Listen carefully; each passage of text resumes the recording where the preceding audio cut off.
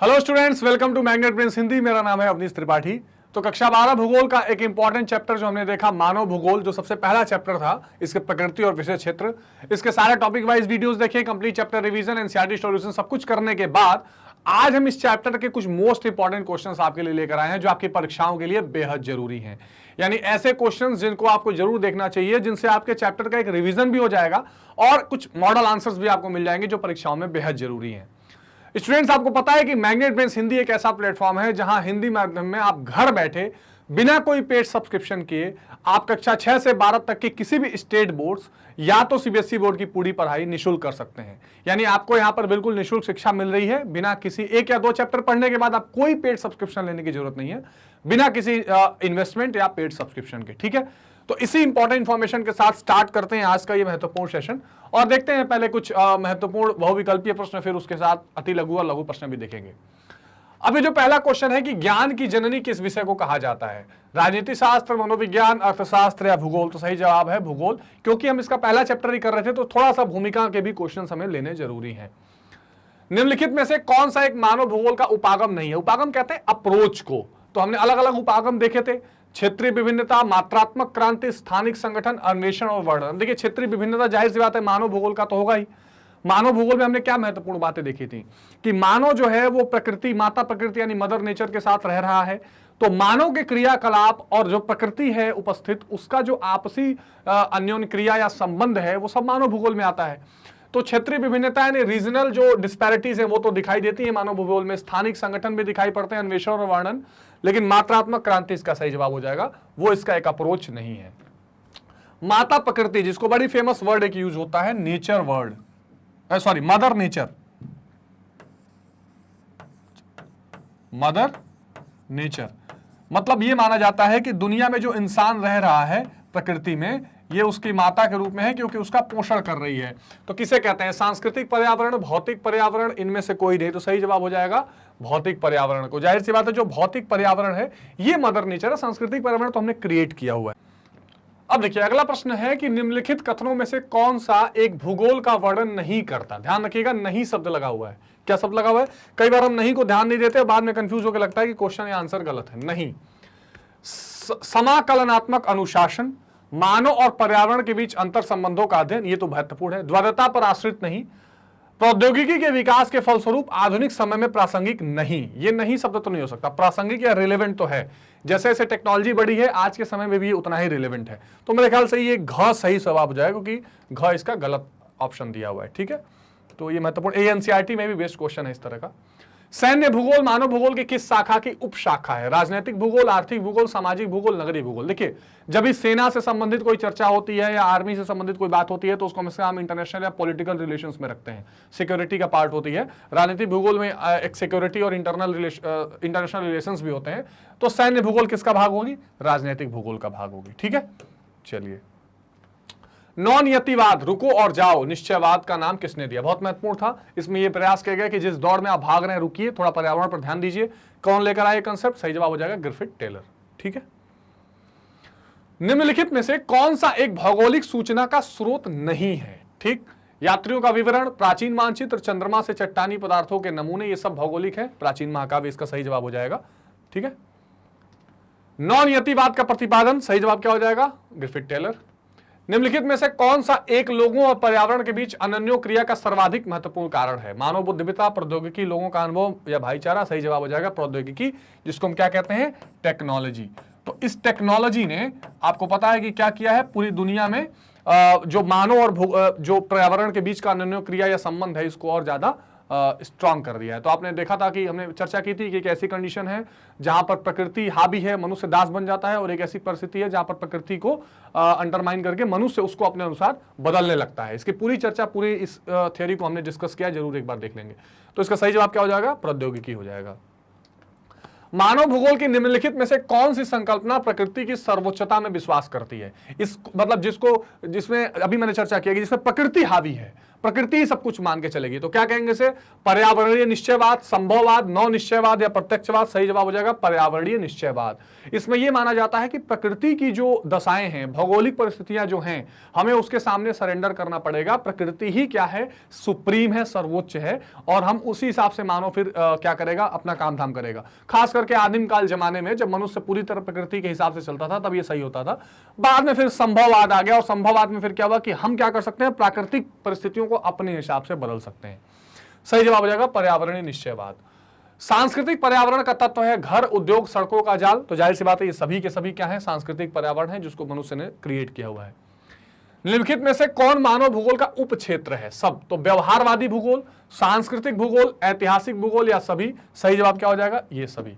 तो जो भी आप व्यवहारवादी भूगोल, सांस्कृतिक भूगोल, ऐतिहासिक भूगोल, सब कुछ क्या है? ये सब के सब मानव भूगोल के उप क्षेत्र हैं। अब बड़ी महत्वपूर्ण ये रचना है एंथ्रोपोजियोग्राफी। ठीक है, एंथ्रोपोजियोग्राफी, इसकी रचना किसने की? रैडजेल, चार्ल्स, ग्रिफिथ टेलर, इनमें से कोई नहीं। सही जवाब रैडजेल हो जाएगा। इनको फादर ऑफ मानव भूगोल भी कहते हैं, तो बहुत महत्वपूर्ण है।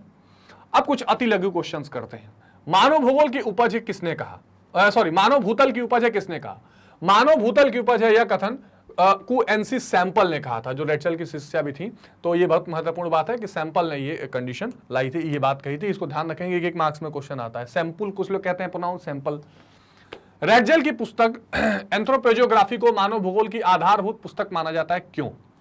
अब देखिए, चार्ल्स डार्विन के विकासवादी सिद्धांत से प्रभावित होकर, आपको पता है कि इवोल्यूशन का पूरा सिद्धांत चार्ल्स डार्विन ने दिया था, तो प्रभावित होकर रैडजेल ने एंथ्रोपोजियोग्राफी पुस्तक की रचना की थी।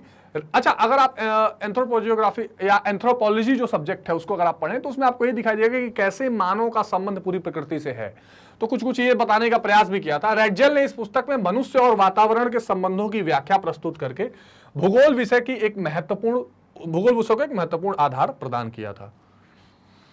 मानव भूगोल के जन्मदाता कौन है? इनकी प्रसिद्ध पुस्तक का नाम लिखिए। तो फ्रेडरिक रैडजेल को मानव भूगोल का जन्मदाता कहा जाता है, मैंने अभी बताया। इनकी प्रसिद्ध पुस्तक का नाम क्या है? एंथ्रोपोजियोग्राफी।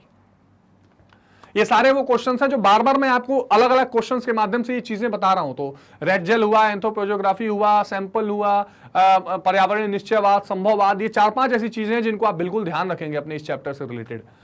मानव भूगोल की मानवतावादी विचारधारा के 2 लक्षण लिखिए। तो मानव भूगोल की मानवतावादी विचारधारा के 2 लक्षण क्या है? मानवतावादी विचारधारा मनुष्य पर केंद्रित है, यह मानव भूगोल से जोड़ी गई नई विचारधारा है जिसका संबंध मानव कल्याण के स्थानिक प्रतिरूप में है। ठीक है। ग्रिफिथ टेलर के अनुसार मानव भूगोल की महत्वपूर्ण संकल्पना नौ निश्चयवाद को परिभाषित कीजिए। तो नौ निश्चयवाद के बारे में पूछा गया है। प्राकृतिक नियमों का अनुपालन करके हम प्रकृति पर विजय प्राप्त कर सकते हैं। जिन बिंदुओं पर प्रकृति रूपांतरण की स्वीकृति प्रदान करती है उन्हीं बिंदुओं पर विकास को आगे बढ़ाना चाहिए, किंतु इस विकास से पर्यावरण को किसी तरह की हानि नहीं होनी चाहिए। ये क्या है? नौ निश्चयवाद। इसमें क्या कोशिश की गई? इसमें एक बैलेंस बनाने की कोशिश की गई कि ना तो आप बहुत ज्यादा प्रकृति के सामने दास बनिए और ना ही बहुत ज्यादा प्रकृति को इस तरह प्रभावित करिए कि उसमें बहुत ज्यादा विकार आ जाए या बहुत ज्यादा परेशानी आ जाए। जो सतत विकास की बात हम करते हैं ना, सस्टेनेबल डेवलपमेंट, कहीं कहीं ये सतत विकास से मिलती जुलती अवधारणा है। यानी आप विकास तो करिए पर उस तरह की इसमें बहुत ज्यादा नुकसान अगले जनरेशन को ना हो। ठीक है जी, आगे देखते हैं। संभववाद क्या है? संभववाद का सीधे सीधे मतलब होता है पॉसिबिलिज्म का मतलब यह है कि आप पर्यावरण को अपने हिसाब से बदलने के लिए आप कह सकते हैं कि आप एक तरह से सक्षम हैं या आप बदल सकते हैं या आप ये कर सकते हैं कि पर्यावरण को आप अपने कंट्रोल में ले लीजिए या जो चीजें आपको अपने विकास के लिए जरूरी है पर्यावरण संबंधित वो आप कर सकते हैं। संभववाद के अनुसार मनुष्य अपने पर्यावरण में परिवर्तन करने में समर्थ है। वह प्रकृति प्रदत्त अनेक संभावनाओं का अपने लाभ के लिए इच्छा अनुसार उपयोग कर सकता है। लेकिन इससे समस्या होने लगी और पूरा दोहन होने लगा प्रकृति का, तो फिर नौ निश्चयवाद जैसी धारणा बनकर आई। ठीक है, नौ निश्चयवाद से आप क्या समझते हैं? नौ निश्चयवाद के अनुसार मानव भूगोल में निश्चयवाद तथा संभावनावाद की चरम स्थिति के बीच, ये एक आपने कभी सुना हो कि बुद्ध का एक मध्यम मार्ग आता था, है ना? कुछ कुछ ये नौ निश्चयवाद को आप मध्यम मार्ग ले सकते हैं। मध्यम मार्ग का मतलब होता है कि आप किसी चीज की अति से बचिए, है ना? आप ऐसा भी मत करिए कि पूरी तरह प्रकृति के सामने नतमस्तक हो जाइए और किसी तरह की नई संभावनाएं मत ढूंढिए या विकास के नए तरीके मत अपनाइए। लेकिन ऐसा भी मत करिए कि आप विकास के तरीके अपनाने की वजह से पूरी प्रकृति का दोहन कर लें, संसाधनों का शोषण कर लें।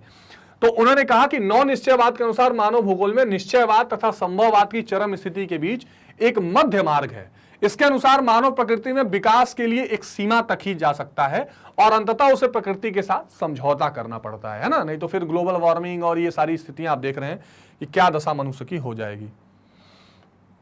क्रमबद्ध भूगोल में किसका अध्ययन किया जाता है? क्रमबद्ध भूगोल में किसी प्रदेश के एक विशिष्ट भौगोलिक तत्व का अध्ययन किया जाता है। तो ये एक क्रमबद्ध भूगोल की बात की जाती है, एक विशिष्ट चीज की, एक पर्टिकुलर चीज का इसमें स्टडी किया जाएगा।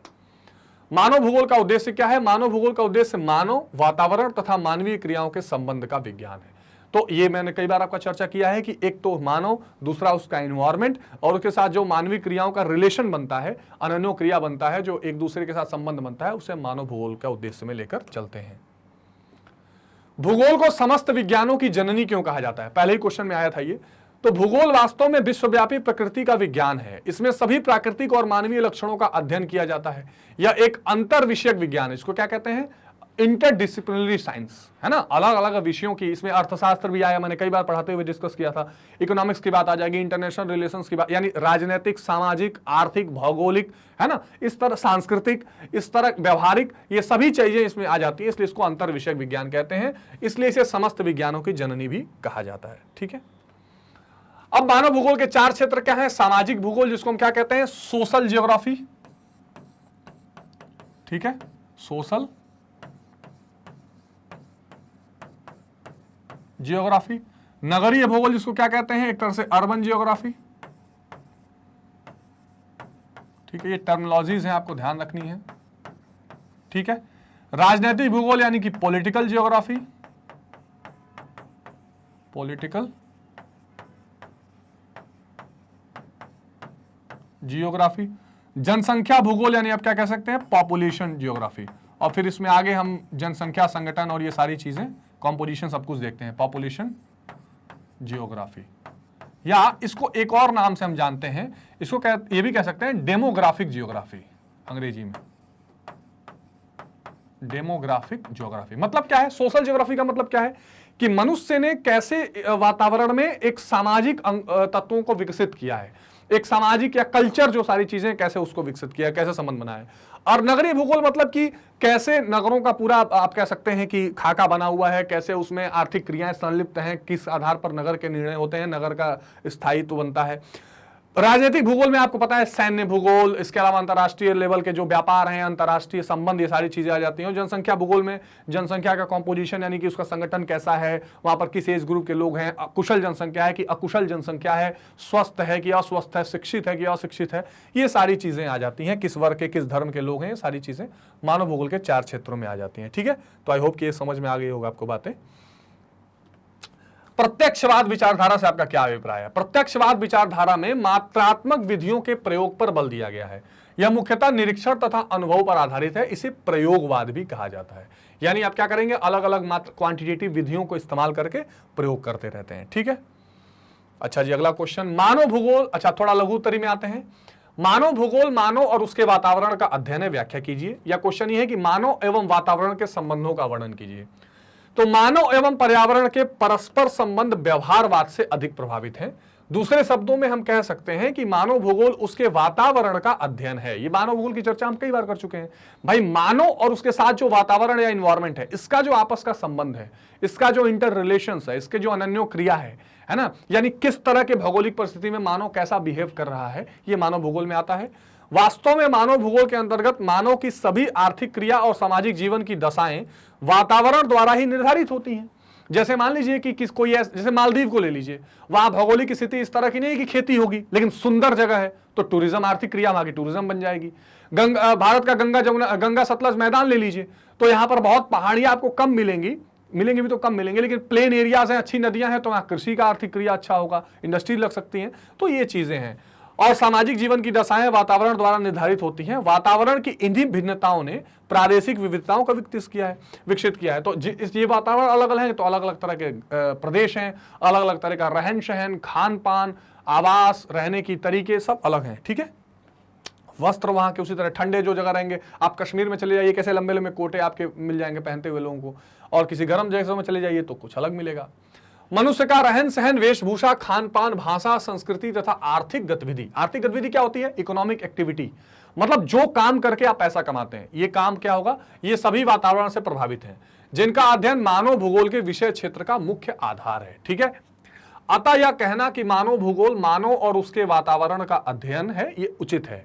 इसलिए मानव भूगोल के अंतर्गत न केवल वातावरण और सामाजिक आर्थिक परिस्थितियों के संबंध का, वरना मानव की क्रियाओं द्वारा उत्पन्न सभी सांस्कृतिक तत्वों का भी अध्ययन किया जाता है। जाहिर सी बात है कि ये जब समाज में लोग रहेंगे, आर्थिक क्रियाएं करेंगे, तो कुछ कल्चरल एक्टिविटीज भी आएंगी, कुछ कल्चरल आउटपुट भी आएगा। ये सारा अध्ययन भी उसी का भाग है। अगला प्रश्न देखते हैं कि मानव भूगोल अस्थिर पृथ्वी और चंचल मानव के बीच परिवर्तनशील संबंधों का अध्ययन है। बड़ा अच्छा क्वेश्चन है ये।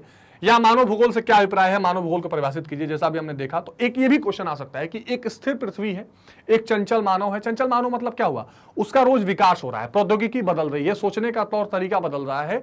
तो इससे आप क्या समझते हैं? देखिए, मानव भूगोल में मानव जनित सामाजिक और सांस्कृतिक पर्यावरण के पारस्परिक संबंधों का अध्ययन क्षेत्रीय आधार पर किया जाता है। यानी अलग अलग जगह पर, जैसे मान लीजिए क्षेत्रीय आधार पर क्यों, अब कोई पहाड़ी ठंडा इलाका है, वहां मानव वातावरण के साथ कैसा बिहेव कर रहा है वो वहां डिस्कस होगा। प्लेन एरियाज में कैसा कर रहा है, प्लेट्यूज में कैसा कर रहा है, समुद्री इलाके में कैसा कर रहा है। तो अलग अलग तरीके से इसमें किया जाता है, क्योंकि क्षेत्र या प्रदेशों में भिन्नता पाई जाती है, जिसके लिए प्रकृति और मानव मस्तिष्क की चंचलता उत्तरदायी है। इसलिए सैंपल ने प्रकृति की तुलना अस्थिर पृथ्वी और मानव की विविध गतिविधियों से की है। ठीक है। रेटजेल ने कहा है कि मानव भूगोल मानव समाज और धरातल के बीच संबंधों का संश्लेषित अध्ययन है। संश्लेषित यानी सिंथेसाइज्ड अध्ययन। किस चीज का अध्ययन है मानव भूगोल? मानव समाज का और धरातल, धरातल यानी प्रकृति के बीच का। ऐसे ही विचार रेटजेल की शिष्या सैंपल भी प्रकट करते हुए मानव भूगोल को इसी प्रकार परिभाषित करती हैं। मानव भूगोल अस्थिर पृथ्वी और क्रियाशील मानव के बीच परिवर्तनशील संबंधों का अध्ययन है। ये सैंपल का उदाहरण है। अतः मानव भूगोल पृथ्वी और मानव के अंतर संबंधों की व्याख्या करने वाला विज्ञान है। ठीक है, तो बहुत सिंपल लैंग्वेज में आंसर्स लिखे हुए हैं, आप समझ सकते हैं इनको। अगला प्रश्न है कि भौतिक भूगोल और मानव भूगोल के तत्वों के मध्य परस्पर अनन्य क्रिया होती है, उदाहरण बताइए। अब देखिए, लगभग एक जैसे प्रश्न है, लेकिन पूछने के तरीके अलग और आंसर्स थोड़े अलग अलग देखेंगे। मानव भूगोल भौतिक वातावरण और मनुष्य द्वारा सामाजिक सांस्कृतिक पर्यावरण के मध्य अंतर संबंधों का अध्ययन करता है। भौतिक भूगोल के अंग है स्थलाकृति, मृदा यानी कि मिट्टी। स्थलाकृति यानी कैसी वो जमीन है, कैसी मिट्टी है, कैसी जलवायु है। जलवायु यानी कि कैसा टेम्परेचर, कैसा बारिश। जल, प्रकृति, वनस्पति यानी पेड़ पौधे आदि। मानव भूगोल तथा भौतिक भूगोल में परस्पर गहरा संबंध है। मनुष्य भौतिक वातावरण से तकनीकी सहायता के साथ साथ पारस्परिक प्रभाव डालता है। ठीक, तो अब जैसा हमने संभववाद में किया था कि मनुष्य क्या करता है, इस भौतिक भूगोल में जो तकनीक है उससे, प्रौद्योगिकी से क्या करता है, इस पर प्रभाव डालने का प्रयास करता है। इसी प्रभाव का जो अध्ययन है वो मानव भूगोल कहलाता है। यह बात महत्वपूर्ण है कि मानव ने अपनी आवश्यकताओं को पूरा करने के लिए किस तकनीक और उपकरण के साथ उत्पादन किया। भौतिक वातावरण का मानव पर प्रभाव पड़ता है, वह मनुष्य को अपने अनुरूप ढालने को मजबूर करता है। उदाहरण, मरुस्थल में रहने वाले लोगों की जीवनचर्या मैदानों में रहने वाले लोगों से भिन्न होती है, लेकिन मनुष्य कठिनाई के बावजूद कठिन वातावरण में रहने का प्रयास करता है। वह नवीन तकनीक और उपकरणों का उपयोग करके वातावरण को अपने रहने के लिए अनुकूल बना लेता है। ठीक, और इसी को हम फिर क्या बोल देते हैं, संभववाद बोल देते हैं। यानी मनुष्य क्या करता है, मनुष्य ये करता है कि वो तकनीक का इस्तेमाल करके कोशिश ये करता है कि नई नई तरह का प्रयोग करके हम, जैसे मान लीजिए बहुत गर्मी है तो मनुष्य ने एयर कंडीशन का आविष्कार कर लिया, एसी बना लिया, ठंडा कर लिया। तो ये सारी चीजें इसमें आती हैं। अगला प्रश्न है कि प्रकृति का ज्ञान प्रौद्योगिकी को विकसित करने के लिए अत्यंत महत्वपूर्ण है, कथन की पुष्टि कीजिए। प्रौद्योगिकी यानी टेक्नोलॉजी। तो प्रौद्योगिकी किसी समाज के सांस्कृतिक विकास के स्तर की सूचक होती है। मानव प्रकृति के नियमों को बेहतर ढंग से समझने के बाद प्रौद्योगिकी का विकास कर पाता है। आप देखिए ना, जितना भी टेक्नोलॉजी डेवलपमेंट हुआ है तो उसमें जब तक आप प्रकृति के नियम, जो फिजिक्स पूरा आप देख रहे हैं, ये पूरा भौतिक विज्ञान है। फिजिक्स तो कैसे, ये प्रकृति का ही तो नियम है कि ग्रेविटी है। अब जैसे ये पेन है तो मैं इसको छोड़ूंगा तो नीचे गिरेगी, ये क्या है, गुरुत्वाकर्षण का बल। तो जब तक ये नियम प्रकृति का हम नहीं जानेंगे तब तक एरोप्लेन वगैरह कैसे बनाएंगे, कैसे उसको फिर काट, उसकी क्या हो सकती है देखेंगे। तो घर्षण और उष्मा की संकल्पनाओं ने अग्नि की खोज में हमारी सहायता की। जैसे फ्रिक्शन है, घर्षण करके आग पैदा की जा सकती है, हमने पता किया तो हमने अग्नि को ढूंढा। ठीक, डीएनए और अनुवांशिकी के रहस्यों को समझने हम अनेक गंभीर रोगों पर विजय पाने के योग्य बने। आज जो हेल्थ इंफ्रास्ट्रक्चर देख रहे हैं, तो अगर डीएनए या जो पूरा हमारा बॉडी का स्ट्रक्चर, एनाटॉमी है, इसको हम नहीं समझेंगे तो कैसे हम हेल्थ को करेंगे। अधिक तेजी से चलने वाले यान विकसित करने के लिए हम वायु के गति के नियमों का प्रयोग करते हैं। अतः प्रकृति प्रौद्योगिकी को विकसित करने के लिए महत्वपूर्ण है। तो कोई भी टेक्नोलॉजी, जब तक आप प्रकृति या इन्वायरमेंट या नेचर के जो रूल्स हैं उनको अगर आप नहीं समझेंगे तो अच्छी टेक्नोलॉजी भी डेवलप नहीं कर पाएंगे। प्रौद्योगिकी मानव पर पर्यावरण की बंदिशों को कम करती है। ठीक है, मानव पर जो भी बंदिशें हैं उसको कम करेगी। अगला क्वेश्चन है कि निश्चयवाद की उपयुक्त उदाहरण की परिभाषा दीजिए। अब देखिए निश्चयवाद में हमने क्या देखा था कि हम प्रकृति के आगे सरेंडर हो जाएंगे। निश्चयवादी विचारधारा के अनुसार मानव के समस्त क्रियाकलाप पर्यावरण द्वारा नियंत्रित होंगे, पर्यावरण हमें पूरा कंट्रोल करके रखेगी। इसका अनुसरण करने वाले मानते हैं कि भौतिक कारक जैसे जलवायु, ठीक, प्राकृतिक वनस्पति आदि मानव के समस्त क्रियाकलाप और जीवन शैली को नियंत्रित करते हैं। जैसे टुंड्रा क्षेत्र के एस्किमो के बर्फ के घर, अब टुंड्रा जो बहुत ठंडे हैं वहां के एस्किमो क्या करते हैं, बर्फ के घर इग्लू बना लेते हैं। भोजन वॉलरस व सोल मछली होती है, हेल भी उनके जीवन का प्रमुख अंग है। यानी मान लो बहुत ठंडे प्रदेशों में जो लोग रह रहे हैं वो उसी हिसाब से जिएंगे, मछली खाएंगे, इग्लू जैसा घर बना के रहेंगे, यानी प्रकृति के आगे सरेंडर। वे मछली के तेल का उपयोग करेंगे। यार सहारा जैसे गर्म मरुस्थलों के लोग भेड़, बकरी तथा ऊंट आदि जैसे जानवरों पर निर्भर करते हैं। निश्चयवादी साधारणतया मानव को एक निष्क्रिय कारक मानते हैं। ये बड़ी इंपॉर्टेंट बात है, ध्यान रखिएगा, ठीक। यानी हम क्या मानते हैं इसको, इसमें ह्यूमंस को पैसिव एलिमेंट माना जाता है। यानी क्या माना जाएगा, निष्क्रिय माना जाएगा। मनुष्य केवल क्या करेगा, प्रकृति के हिसाब से चलेगा, पर्यावरणीय कारकों से प्रभावित रहेगा, ठीक है। ये निश्चयवाद में था। अगला क्वेश्चन है, संभववाद की संकल्पना को उदाहरण द्वारा बताइए। अब संभववाद में क्या हुआ, आप प्रकृति को थोड़ा प्रभावित कर सकते हैं और प्रकृति में जो प्राप्त साधन है उन्हीं नियमों से नए नए तकनीकों का इस्तेमाल करेंगे। संभववाद की संकल्पना के अनुसार मनुष्य अपने पर्यावरण में परिवर्तन करने में समर्थ है तथा वह प्रकृति प्रदत्त अनेक संभावनाओं का अपने लिए इच्छा अनुसार उपयोग कर सकता है। मानव और पर्यावरण में परस्पर संबंध में यह विचारधारा मानव केंद्रित है और निश्चयवाद क्या था, प्रकृति केंद्रित था। उदाहरण, वर्षा के कार्य को सिंचाई द्वारा पूरा करना। जैसे मान लीजिए कि कहीं कोई खेती हो रही है तो नियम यह है कि बारिश होगी तो खेती में पानी जाएगा, लेकिन अगर बारिश नहीं हो रही है तो हम क्या करेंगे, ट्यूबवेल खोल के हमने सिंचाई कर दिया, इरिगेशन कर दिया। पर्वतीय ढालों पर सीढ़ीदार खेत बनाकर खेती करना, ये उदाहरण प्राकृतिक पर्यावरण पर मनुष्य की श्रेष्ठता सिद्ध करते हैं। संभववाद की संकल्पना के अनुसार नियतिवाद का यह सिद्धांत कि मनुष्य प्रकृति का दास है उसको अस्वीकृत कर दिया गया। तो जो निश्चयवाद या नियतिवाद था उसमें था कि मनुष्य जो है वो दास है प्रकृति का। संभववाद में हमने क्या किया कि नहीं हम दास नहीं है, हम इसमें क्या कर सकते हैं, नए तकनीकों का इस्तेमाल करके प्रकृति की संभावनाओं का इस्तेमाल कर सकते हैं। अब जब इसको हम एक चैलेंज के रूप में या इसको एक कह सकते हैं कि विजय के रूप में जितना लेके चलेंगे ना प्रकृति का उतना नुकसान होगा। अगर हम इसको एक अवसर के रूप में चले तो हम पॉजिटिव निगेटिव को मेंटेन कर सकते हैं। निश्चयवाद और संभववाद में अंतर, ये बहुत इंपॉर्टेंट क्वेश्चन हो सकता है एग्जाम के लिए। निश्चयवादी विचारधारा के अनुसार मनुष्य के प्रत्येक क्रियाकलाप को पर्यावरण नियंत्रित करता है। निश्चयवाद के समर्थक ये मानते हैं कि भौतिक कारक जैसे जलवायु, उच्चावच, प्राकृतिक वनस्पति और मानव के समस्त क्रियाकलाप और जीवन शैली आदि को नियंत्रित करते हैं। सामान्यतः मानव को एक निष्क्रिय कारक समझता है और वो प्राकृतिक कारणों से प्रभावित है, जैसा पहले हमने देखा। संभववाद के अनुसार मनुष्य अपने पर्यावरण में परिवर्तन करने में समर्थ है। वही जो अलग अलग देखा हमने एक साथ इसको लिख के हम डिफरेंस कर सकते हैं। वह प्रकृति प्रदत्त अनेक संभावनाओं का अपने लाभ के लिए उपयोग कर सकता है। संभववाद प्रकृति की तुलना में मनुष्य को महत्वपूर्ण स्थान देता है और इसे सक्रिय शक्ति के रूप में देखता है। संभववाद के अनुसार निश्चयवाद का यह सिद्धांत कि मनुष्य प्रकृति का दास है, इसे अस्वीकृत कर दिया जाता है, ठीक है। अगला प्रश्न है कि नौ निश्चयवाद की विचारधारा पर टिप्पणी कीजिए या रुको और जाओ निश्चयवाद की अवधारणा को स्पष्ट कीजिए। तो नौ निश्चयवाद क्या है? भूगोलवेत्ता ग्रिफिथ टेलर ने एक नई संकल्पना प्रस्तुत की जो दो विचार पर्यावरणीय निश्चयवाद और संभववाद के मध्य मार्ग को दर्शाता है। उन्होंने इसे नौ निश्चयवाद कहा, जैसे मैंने कहा ना मध्यम मार्ग। अब एक क्या था, एक था नियतिवाद जिसे आप निश्चयवाद कहते हैं, ठीक, और एक क्या हो गया, संभववाद। यही है ना, हाँ, निश्चयवाद और संभववाद के बीच में, ठीक है, संभववाद। अब क्या हुआ, इसके बीच में एक मध्यम मार्ग अपनाने का प्रयास किया गया। इसको बार बार मैं रिवाइज कर रहा हूं, आप समझ लीजिए। अब देखिए, नियतिवाद में यह कहा गया कि भाई मनुष्य क्या है, पूरी तरह प्रकृति का दास है। मनुष्य की सारी आर्थिक क्रियाएं प्रकृति के या वातावरण के हिसाब से निर्धारित होती हैं। संभववाद में क्या गया, नहीं ऐसा कुछ नहीं है, हम क्या करेंगे, प्रकृति में जो भी चीजें उपलब्ध हैं उसको हम अपने हिसाब से बदल सकते हैं, अपने हिसाब से मेंटेन कर सकते हैं। अगर गर्मी है तो एसी बना लेंगे, ठंडी है तो हम गर्म ब्लोअर बना लेंगे, ठीक है। अगर पानी नहीं बारिश हो रही है तो हम नीचे जमीन के वाटर से निकाल के सिंचाई कर लेंगे, कुछ भी कर लेंगे। मध्यम मार्ग में क्या कहा गया, यहां पे नौ निश्चयवाद की परिकल्पना आई। नौ निश्चयवाद, इसमें क्या कहा गया, रुको और जाओ। इसमें यह कहा गया, अब देखिए क्या है, विचारधारा के अनुसार तो स्थिति है और न ही नितांत की स्थिति है। मतलब नहीं हम बहुत ज्यादा ऊपर जाएंगे ना नीचे जाएंगे। इसका अर्थ है कि प्राकृतिक नियमों का अनुपालन करके हम प्रकृति पर विजय प्राप्त कर सकते हैं। उन्होंने कहा कि ये थोड़ा संभववाद की तरफ झुकिए, लेकिन नियतिवाद का ख्याल रखिए। मतलब ये कि आप बहुत ज्यादा विकास करने के लिए प्राकृतिक नियमों का उल्लंघन मत करिए, जो जरूरी है उतना विकास करिए और प्रकृति के पोषण का भी ध्यान रखिए।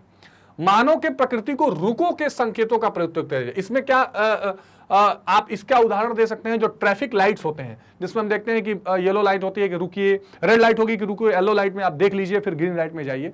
ये ट्रैफिक के जो नियम होते हैं वो यहीं से आए हैं, मतलब ये जुड़े हुए हैं। रुको के संकेतों का प्रत्युत्तर देना होगा। मतलब आपको जब जैसे मान लीजिए अभी दुनिया में तेजी से औद्योगिक क्रांति हुई, इंडस्ट्रियल रिवोल्यूशन हो गया और क्या क्या हो गया, फिर ओजोन गैस में देखिए आप छेद होने लगा ओजोन लेयर में, फिर क्या होने लगा, ग्लोबल वार्मिंग होने लगी, तो पूरी दुनिया रुकी कि रुकिए बात करते हैं। तो फिर क्या हुआ, मॉन्ट्रियल प्रोटोकॉल हुए, अर्थ समिट हुए, है ना, कई सारे मतलब दुनिया भर के पर्यावरण, COP21, पेरिस एग्रीमेंट, सब कुछ होने लगा, किगाली एग्रीमेंट आपने पढ़ा होगा। तो ये सब क्या है, ये प्रयास ये है कि रुक कर हमें अभी देखना होगा कि प्रकृति को बहुत नुकसान ना पहुंचाए। तो रुको के संकेतों का प्रत्युत्तर देना होगा। जब प्रकृति रूपांतरण को स्वीकृति दे तो अपने विकास के प्रयत्नों में आगे बढ़ सकता है। अभिप्राय यह है कि उन सीमाओं में जो पर्यावरण को हानि न पहुंचाते हो, संभावनाओं को उत्पन्न किया जाए। यानी हम पॉसिबिलिज्म को आगे बढ़ाएं, हम विकास का प्रयास करें, लेकिन प्रकृति को बहुत ज्यादा नुकसान न पहुंचाएं। अगला प्रश्न है कि प्रकृति के प्रकृतिकरण की व्याख्या कीजिए। यानी हम इसको क्या बोलते हैं, नेचुरलाइजेशन ऑफ नेचर, एक तरह से। ठीक, प्रकृति के मानवीकरण की संकल्पना क्या है, अब ध्यान सुनिए। मानव क्रियाओं की छाप प्रत्येक स्थान पर देखी जा सकती है। अब मानवीकरण का देख लेते हैं थोड़ा। उच्च स्थान जैसे पर्वतों तथा समतत्व क्षेत्र जैसे मैदानों में स्वास्थ्य केंद्र, विशाल नगरीय विस्तार, चारागाह, उद्यान आदि देखे जाते हैं। प्रकृति का मानवीकरण मतलब ये होता है कि आप प्रकृति को अपने संभावनाओं के अनुसार से ढाल लीजिए। जैसे हम अस्पताल बना लेंगे, चारागाह, उद्यान बना सकते हैं, तटीय भागों में हम बंदरगाह बनाते हैं, महासागरीय मार्ग तथा अंतरिक्ष उपग्रह आदि, ये सभी मानव क्रियाएं हैं। प्रकृति अवसर प्रदान करती है। हम मानवीकरण वाली संकल्पना को देख रहे हैं अभी, ठीक है। मनुष्य इसका लाभ उठाता है। इस प्रकार प्रकृति धीरे धीरे मानवकृत हो जाती है और मानव छाप उस पर पड़नी आरंभ हो जाती है। ठीक है, ये ध्यान रखिएगा। अगले प्रश्न पे आते हैं, थोड़ा दीर्घ उत्तरीय बड़ा क्वेश्चन देखते हैं कि मानव भूगोल को परिभाषित करते हुए इसकी प्रकृति को समझाइए। अब देखिए, विद्वानों द्वारा मानव भूगोल को निम्नलिखित रूप में परिभाषित किया गया है। रेडजेल के अनुसार मानव भूगोल के बीच संबंधों का संश्लेषित अध्ययन है। मानव भूगोल के बीच क्या है, मानव और पर्यावरण के बीच में। ठीक है। कुमारी एलन चर्चिल सैंपल के अनुसार मानव भूगोल अस्थिर पृथ्वी, ये बड़ा इंपॉर्टेंट डेफिनेशन है, अस्थिर पृथ्वी और क्रियाशील मानव के बीच परिवर्तनशील संबंधों का अध्ययन है। ठीक है, मानव भूगोल के बीच संबंधों का संश्लेषित, मानव और पर्यावरण याद रख लीजिएगा, मानव एवं पर्यावरण के बीच संबंधों का संश्लेषित अध्ययन है। और सैंपल ने क्या बोला कि मानव भूगोल अस्थिर पृथ्वी और क्रियाशील मानव, ये सबसे महत्वपूर्ण स्टेटमेंट है, ध्यान रखिएगा, क्वेश्चन में पूछा जाता है। इसके जो बदलते संबंध है, परिवर्तनशील होते संबंध है, इनका एक संबंध है। पॉल विडॉल क्या है, इनके अनुसार हमारी पृथ्वी को नियंत्रित करने वाले भौतिक नियमों तथा इस पर रहने वाले जीवों के मध्य संबंधों का अधिक संश्लेषित ज्ञान से उत्पन्न संकल्पना को मानव भूगोल कहते हैं। लगभग एक ही बात है, थोड़ी अलग लैंग्वेज में है कि हमारा जो भौतिक नियम है, यानी जो नेचर का पूरा प्रकृति का नियम है और उस पर जो लोग रह रहे हैं या जीव रह रहे हैं, उसके बीच में जो संबंध आपको दिखाई पड़ रहा है, इसका पूरा संकल्पना हम मानव भूगोल में लेके चलते हैं। उपर्युक्त परिभाषाओं के अनुसार मानव भूगोल में यह अध्ययन किया जाता है कि भिन्न भिन्न भौतिक दशाओं में मनुष्य का प्रत्युत्तर कैसा है। यानी गर्मी हो रही है तो मनुष्य कैसा रिएक्ट कर रहा है, जाड़ा हो रहा है तो कैसा कर रहा है, पठारी भागों में कैसा कर रहा है, पर्वतों में कैसा कर रहा है, मैदानी इलाकों में कैसा कर रहा है, समुद्री इलाके में कैसा कर रहा है, अलग अलग भौगोलिक परिस्थितियों में मनुष्य कैसा प्रत्युत्तर कर रहा है, अथवा वह किस प्रकार प्रकृति से समायोजन का संघर्ष करके अपनी आवश्यकताओं को पूरा करता है, उसे अपने लिए उपयोगी बनाता है। अब मानव भूगोल की प्रकृति या नेचर थोड़ा देख लेते हैं। तो मानव भूगोल भौतिक पर्यावरण तथा मानव जनित सामाजिक सांस्कृतिक पर्यावरण के अंतर संबंधों का अध्ययन है। जो इंटर रिलेशंस होते हैं किस किस में, मानव जनित सामाजिक सांस्कृतिक पर्यावरण के बीच में और मानव के बीच में, इसका पूरा अध्ययन। ठीक, उसकी परस्पर अनन्यो क्रिया के द्वारा करता है। उल्लेखनीय है कि भू आकृति, अब क्या क्या चीजें उसमें प्रभावित करती हैं। भू आकृति यानी वो पठारी है कि मैदानी है कि पर्वतीय है कि कैसा है, मृदा यानी मिट्टी वहां की कैसी है, जलोढ़ मिट्टी है कि काली मिट्टी है कि लाल मिट्टी है, कैसी मिट्टी है, जलवायु, प्राकृतिक वनस्पति, विविध परिजात यानी फाना, ठीक, वनस्पति जात यानी कि फ्लोरा, इसको एक्चुअली कहते हैं फ्लोरा, ठीक है, फना और फ्लोरा, चट्टान और खनिज भौतिक पर्यावरण, ये सारी चीजें कैसी हैं और क्या प्रभाव डाल रही हैं, ये सारी चीजें इसमें इंपॉर्टेंट रूप से रोल प्ले करती हैं। भौतिक पर्यावरण द्वारा प्रदत्त मंच पर मनुष्य अपने कार्यकलापों के द्वारा अपनी सुख सुविधाओं और विकास के लिए कुछ लक्षणों को उत्पन्न करता है। घर, गांव, खेत, नगर, नहरें, पुल, सड़कें, रेलमार्ग, कारखाने, बांध, स्कूल, पतन और दैनिक उपयोग में आने वाली वस्तुएं ही मानवीय लक्षण है। ये सब क्या है? संभववाद से मनुष्य ने क्या किया है? क्रिएट कर लिया है। मानव निर्मित परिस्थितियों से ही मानव के सांस्कृतिक विकास की झलक मिलती है। मानव को सभी विकासात्मक गतिविधियों पर भौतिक वातावरण का भारी प्रभाव पड़ता है, इसलिए मानव भौतिक परिवेश से व्यापक अनुकूलन करके ही सांस्कृतिक अथवा मानविक प्रयास की रचना करता है। ये ध्यान रखिएगा, पहले भौतिक यानी कि फिजिकल इन्वायरमेंट होगा, फिजिकल ज्योग्राफी होगी, और वहां से मनुष्य क्या करेगा? ह्यूमन परिवेश में परिवर्तित करेगा। इस तरह भौतिक पर्यावरण भी मानव द्वारा बेहद स्तर पर परिवर्तित किया जा सकता है। जो पूरा जो फिजिकल ज्योग्राफी है उसको मनुष्य अपने क्रियाकलापों से, उसको मनुष्य अपने संभववाद वाली पॉलिसी से पूरा चेंज करता है, परिवर्तित करता है। और इस परिवर्तन और इस प्रत्युत्तर का जो अध्ययन है वही मानव भूगोल कहलाता है। तो इसको आप ध्यान रखेंगे, ठीक है।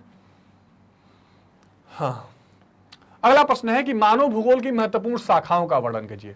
अब मानव भूगोल में कई ब्रांचेस हैं, तो मानव और प्रकृति की अंतर क्रियाओं के फलस्वरूप अनेक प्रकार के सांस्कृतिक लक्षण जन्म लेते हैं, जैसे गांव, कस्बा, शहर, सड़क, उद्योग, भवन आदि। जो मैंने आपको बताया कि संभववाद से मनुष्य ये प्रयास करता है कि जो प्राकृतिक दशाएं हैं, परिस्थितियां हैं, उसमें कुछ बदलाव करके, उसमें कुछ अपने नए प्रौद्योगिकी तकनीक का इस्तेमाल करके हम कोशिश ये करें कि हम नए नए अपनी सुविधा की चीजें तलाशें, संभववाद को निकालें। इन सभी लक्षणों की स्थिति तथा वितरण का अध्ययन मानव भूगोल में आता है कि मनुष्य ने कैसे किया, इन्वायरमेंट पे उसका क्या असर पड़ा। अब शाखाएं देखिए, आर्थिक भूगोल, इसको कहते हैं क्या? Economic geography. अब आर्थिक भूगोल में आप क्या देखते हैं कि पूरा मानव जो है इस प्राकृतिक या वातावरण का इस्तेमाल कर से कैसे आर्थिक क्रियाएं करता है। देखिए, जो आर्थिक एक्टिविटीज होती है ना, थोड़ा सा आप इसको समझ लीजिए, क्योंकि मानव भूगोल में अर्थशास्त्र भी है, मैंने चैप्टर में भी चर्चा किया है। जो आर्थिक क्रियाएं हैं, जो आर्थिक क्रियाएं आप देखते हैं, इसके 3 क्षेत्र हैं, कई बार चर्चा हुई है इस पर। एक है प्राथमिक क्षेत्र, ठीक, एक है द्वितीयक क्षेत्र, आगे के चैप्टर्स में भी ये है, और एक है तृतीयक क्रियाकलाप। ठीक, शॉर्ट में लिख रहा हूं, इसमें क्या है?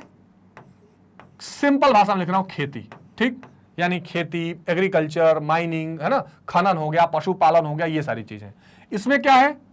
सीधे सीधे आप लिख लीजिए उद्योग, है ना, यानी विनिर्माण, मैन्युफैक्चरिंग। और इसमें क्या है? सेवा। अब देखिए मनुष्य ने कैसे आर्थिक भूगोल को जन्म देता है। इस खेती से मान लीजिए इसने बनाया कपास, ठीक, क्या बना लिया? कपास या कॉटन। अब ये उद्योग में जाके इससे क्या बना लेगा? एक शर्ट बनाएगा, समझ रहे हैं आप, या कॉटन का इसने शर्ट बना लिया। अब क्या हुआ? इस शर्ट का पूरा उद्योग जो चल रहा है, इस कपास को, सब कुछ को मान लीजिए एक जगह से दूसरे जगह ले जाना है, तो इसमें परिवहन आएगा, ट्रक की सुविधा आएगी, है ना। सारा हिसाब किताब रखने के लिए क्या आएगा? लेखाकार आएगा, अकाउंटेंट आएगा। ये सारी जो सेवाएं हैं ये तृतीय क्षेत्र से आती हैं। तो अब ये सब इन्वायरमेंट, पहले प्राथमिक ये कपास कहां से आया? उसी प्रकृति से आया, फिर उसी इन्वायरमेंट में हमने नए उद्योग लगाए और वहीं सेवाएं दी, और पूरा आर्थिक भूगोल इससे क्रिएट हो गया, क्योंकि मनुष्य अपने आर्थिक वातावरण में ये सारी चीजें कर रहा है। तो मानव भूगोल की इस शाखा में मानवीय क्रियाकलाप, कौन से क्रियाकलाप, चाहे प्राथमिक हो, द्वितीयक हो या तृतीयक हो, इसमें विभिन्नता का अध्ययन किया जाता है और इन क्रियाओं द्वारा वस्तुओं के उत्पादन, वितरण और विनिमय का अध्ययन किया जाता है। कैसे प्रोडक्शन हो रहा है, कैसे इनका डिस्ट्रीब्यूशन हो रहा है और कैसे इनका एक्सचेंज हो रहा है, सारी चीजें देखते हैं। ठीक, समझ में आ गई होगी बात आपको। चलिए, सांस्कृतिक भूगोल, जिसको कल्चरल ज्योग्राफी कहते हैं, मानव भूगोल की इस शाखा में स्थान और समय के संदर्भ में मनुष्यों के सांस्कृतिक पक्ष, धर्म और दृष्टिकोणों का अध्ययन किया जाता है। मनुष्य के रिचुअल्स क्या हैं, उसके क्रियाकलाप कैसे हैं, उसका धर्म कौन सा, वो कैसे फॉलो कर रहा है, किस तरह के विश्वास हैं उसमें, किस तरह की विचारधाराएं हैं, ये सारी चीजें इसमें आ जाती हैं ना। बाकी नृत्य, संगीत, सब कुछ। सामाजिक भूगोल यानी मनुष्य कैसे एक वातावरण में एक दूसरे के साथ रह रहा है, ये इंपॉर्टेंट है। विभिन्न मानव समूह और उसके पर्यावरण के बीच के संबंधों की जानकारी, जैसे कहीं कबायली लोग रह रहे हैं, कहीं जनजातीय लोग लग रहे हैं, कहीं नगरीय लोग रह रहे हैं, कहीं ग्रामीण लोग रह रहे हैं, ये पूरे समाज का अध्ययन है। जनसंख्या भूगोल का मतलब इसमें सब कुछ आ जाता है। जनसंख्या कितनी है, कैसी है, कहां ज्यादा है, कहां कम है, पूरा जनसंख्या संगठन का चैप्टर हम आगे देखा है। तो मानव भूगोल को इस शाखा में जनसंख्या, उसके वितरण, घनत्व, घनत्व क्या कहते हैं, 1 किलोमीटर के अंदर कितनी जनसंख्या रह रही है, जन्म दर और मृत्यु दर, साक्षरता, आयु, लिंगानुपात, प्रवास तथा जनसंख्या वृद्धि, जनांकिकीय विशेषता ने डेमोग्राफिक जो इसमें जो उसके अपने फीचर्स हैं, वो सारी चीजें हम इसमें क्या करते हैं, अध्ययन करते हैं। डिटेल में आगे के चैप्टर्स में है। ऐतिहासिक भूगोल यानी कि कौन सी जगह पे कौन सी घटना हुई, आपने अक्सर पढ़ा होगा कि जैसे सिंधु घाटी सभ्यता, मोहनजोदड़ो, या रोम का साम्राज्य है ना, या भारत, तो जितने भी साम्राज्य हैं, जितने भी तरह की ऐतिहासिक चीजें जहां जहां हुई हैं, उन भूगोल को भी हम चर्चा करते हैं, इसका क्षेत्र मानते हैं। राजनीतिक भूगोल में हम देखते हैं कौन से देश का सीमा कहां तक है, कौन से देश के साथ क्या संबंध है, सेना सैन्य चीजें क्या है, सीमा उसकी बॉर्डर्स एरिया कहां कहां तक है, सब उसमें आ जाता है। कौन सा राजा कहां तक शासन कर रहा है। सैन्य भूगोल में हम देखते हैं कि समुद्र और भौगोलिक चरित्र का उद्योग युद्ध की घटनाओं पर क्या असर पड़ रहा है। जैसे मान लीजिए कि अगर आप कल आजकल आपने बहुत सुना होगा दक्षिण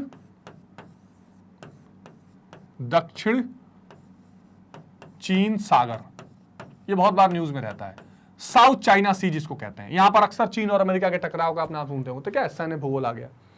कृषि भूगोल तो बहुत महत्वपूर्ण है, भूगोल का महत्वपूर्ण भाग है, पूरी प्राथमिक क्रियाएं यही आती हैं कि कैसे कहां कहां कौन सी फसल उग सकती है, कौन से जलवायु में, कौन सी मिट्टी में, है ना, फिर उसका वितरण कैसे हो रहा है पूरी दुनिया में, उससे फिर और कौन सी क्रियाएं हो सकती हैं। इसके साथ पशुचारण को ले लीजिए, इसके साथ फिर पशुपालन, मधुमक्खी पालन, सारी चीजें ये इसके अंदर आ जाती हैं। इसके साथ एक नया शब्द जन्म होता है एग्रोनॉमी का भी, ठीक है।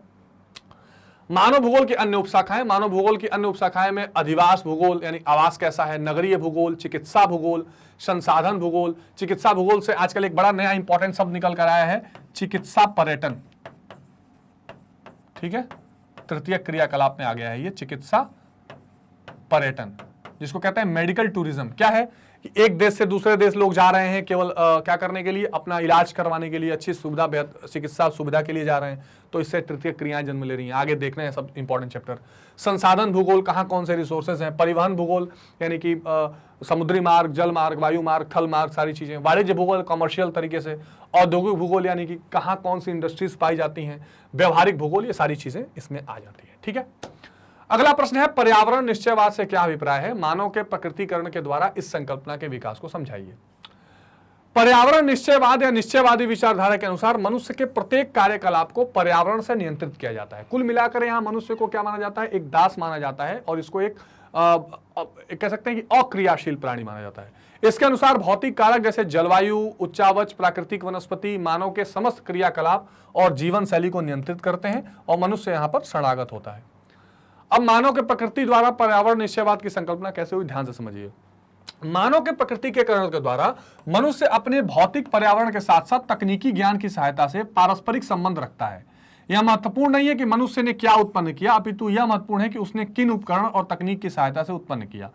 प्राकृतिक नियमों को समझने के बाद ही मनुष्य ने तकनीकी विकास किया है। तो कुल मिला के जितना भी प्रौद्योगिकी का विकास आप देखते हैं, ये भौतिक नियमों से ही हो पाता है। जिस प्रकार उसने आग का आविष्कार किया, उसी प्रकार डीएनए की जानकारी से अनेक रोगों का पता चला। मनुष्य एक प्रकार से प्रकृति का दास कहलाता था, प्रकृति के अनुसार ही वह अपने आप को बनाता था। आदि मानव समाज तथा प्रकृति की शक्ति को पर्यावरण निश्चयवाद कहा जाता है। तो जो पुराने जमाने में प्रकृति के हिसाब से ही चलने की प्रथा थी, वो यहां से निकला हुआ है, और यही मनुष्य का प्रकृतिकरण था, यानी नेचुरलाइजेशन ऑफ ह्यूमन। जो मनुष्य होगा वो पूरी तरह प्रकृति के द्वारा नियंत्रित होगा। उसके सारे क्रियाकलाप, आर्थिक गतिविधियां, उसके सामाजिक गतिविधियां, सांस्कृतिक गतिविधियां, उसके रहने का तरीका, जनसंख्या का जो पूरा स्ट्रक्चर है, सब कुछ प्रकृति या नेचर के हिसाब ही चलेगा। तो ये बहुत महत्वपूर्ण चीजें हमने समझी हैं, जो इस चैप्टर के मोस्ट इंपॉर्टेंट क्वेश्चंस थे। कमेंट सेक्शन में आप किसी क्वेश्चन में कोई डाउट हो तो जरूर बताइएगा। एक चीज का आपको ध्यान रखना है कि मैग्नेट ब्रेन्स की अपनी वेबसाइट भी है, magnetbrains.com। वहां आते ही आप CBSE Hindi medium class 12 select करिए, और मेरे साथ इतिहास, राजनीति विज्ञान, भूगोल और अर्थशास्त्र जैसे महत्वपूर्ण विषय आप पढ़ सकते हैं। और जैसे ही आप यहाँ पढ़ने आएंगे, आपको क्या क्या चीजें मिल जाएंगी, पूरे सीबीएसई पर बेस्ड और स्टेट बोर्ड्स पर बेस्ड आपको कंप्लीट सिलेबस का ओवरव्यू मिलेगा, चाहे आप UP board, Bihar board, Rajasthan board, Haryana board, Chhattisgarh board, Madhya Pradesh board, कहीं से पढ़ रहे हो, ठीक है। इसके अलावा हर चैप्टर का कंप्लीट चैप्टर आपको सॉल्यूशन, कंप्लीट चैप्टर वीडियोस मिल जाएंगे, वन शॉट रिवीजन जिसको कहते हैं। इसके साथ आपको मिल जाएगा छोटे छोटे टॉपिक्स में डिवाइड करके वीडियोस बन जाएंगे हर चैप्टर के। इसके अलावा previous year questions, most important question, और हाँ एनसीईआरटी सॉल्यूशन और एमसीक्यूज भी आपको यहाँ मिल जाते हैं, सीक्वेंस में मिल जाएंगे, आपको भटकना नहीं पड़ेगा। और सबसे खास बात, यहाँ अगर आप सेलेक्ट करके मेरे साथ ये ज्योग्राफी का पूरा इंपॉर्टेंट पढ़ सकते हैं। सबसे खास बात, ये बिल्कुल निःशुल्क है, इसके लिए आपको कोई पेड सब्सक्रिप्शन नहीं लेना, फ्री ऑफ कॉस्ट ये पढ़ सकते हैं आप। छोटा सा काम करना है कि इसको लाइक, शेयर और सब्सक्राइब करते रहिए, ताकि हम आप तक और इस तरह की महत्वपूर्ण वीडियोस लेके आते रहें और आपकी परीक्षाओं में और आप इजीली अच्छा नंबर पा सकें। ठीक है स्टूडेंट्स, तो अपना बहुत ध्यान रखिए, मिलते हैं अगली वीडियो में, तब तक टेक केयर, गुड बाय।